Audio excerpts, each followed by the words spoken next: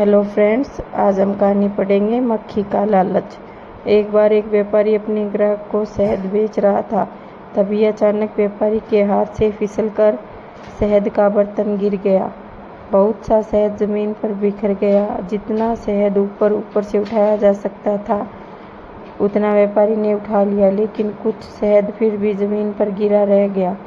कुछ ही देर बाद बहुत सी मधुमक्खियाँ उस जमीन पर गिरे हुए शहद पर आकर बैठ गई। मीठा मीठा शहद उन्हें बड़ा अच्छा लगा। वह जल्दी जल्दी उसे चाटने लगी। जब तक उनका पेट भर नहीं गया वह चाटती रही। जब मक्खियों का पेट भर गया और उन्होंने उड़ना चाहा तो वह उड़ ना सकी, क्योंकि उनके पंख शहद में चिपक गए थे। उड़ने के लिए उन्होंने बहुत कोशिश की, लेकिन वह फिर भी उड़ ना पाई। वह जितना झटपटाती उनके पंख उतने चिपकते जाते। उनके सारे शरीर में शहद लगता जाता। काफ़ी मक्खियाँ शहद में लोटपोट होकर मर गई, परंतु बहुत सी मक्खियाँ पंख चिपकने से झटपटा रही थी। परंतु तब भी मक्खियाँ शहद के लालच में वहाँ आती रही। मरी और झटपटाती मक्खियों को देखकर भी वह शहद खाने का लालच नहीं छोड़ पाई। हमें इस कहानी से यही सीख मिलती है कि मक्खियों की मुसीबत और मूर्खता देखकर व्यापारी बोला, जो जीभ के स्वाद के लालच में पड़ जाते हैं वह इन मक्खियों के समान मूर्ख होते हैं। स्वाद के थोड़ी देर सुख उठाने के लालच में अपने स्वास्थ्य को नष्ट कर देते हैं और रोगी बनकर तड़पते रहते हैं।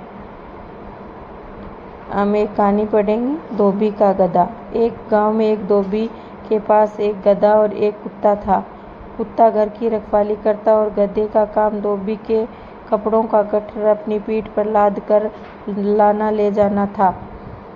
धोबी कुत्ते को बेहद प्यार करता था और कुत्ता भी उसे देखकर पूंछ हिला देता था। वह अपने अगले पैर उठाकर धोबी के सीने पर रख देता।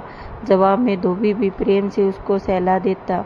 यह देखकर गधे को आश्चर्य होती थी कि कितना कड़ा परिश्रम करने के बाद भी धोबी मुझे वैसा प्यार नहीं करता जैसे कुत्ते को करता है। फिर एक दिन गधे ने धोबी को खुश करने के लिए ठीक वैसा ही किया करने की ठानी जैसा कुत्ता करता था। अगले दिन जब गधे ने धोबी को अपनी ओर आते देखा तो वह उसकी तरफ दौड़ा। उसने पूंछ को मोड़कर हिलाने का प्रयास भी किया और अगले पैर उठाकर धोबी के सीने पर रख दिए। गधे का यह व्यवहार देखकर धोबी ने सोचा, शायद इसे पागलपन का दौरा पड़ा है। उसने देखा न ताव पास पड़ी लाठी उठाई और गधे की धुलाई कर दी।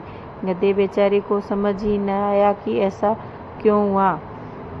इस कहानी से यही सीख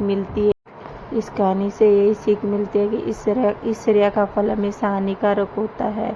अगर मेरी कहानी अच्छी लगी हो तो लाइक, कमेंट और शेयर जरूर करना और सब्सक्राइब करना।